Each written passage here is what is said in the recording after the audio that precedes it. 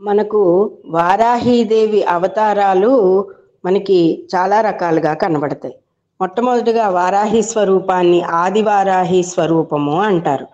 తర్వాత రెండవ వారాహి దండిని వారాహి స్వరూపము, మూడవ వారాహి బృహద్ వారాహి స్వరూపము, 4 ఉన్మత్త వారాహి స్వరూపము, 5 స్వప్న వారాహి స్వరూపము, 6 ధూమ్ర వారాహి స్వరూపము, 7 వజ్రవారాహి స్వరూపము, 8 శ్వేత వారాహి స్వరూపము, 9 కిరాత వారాహి స్వరూపము.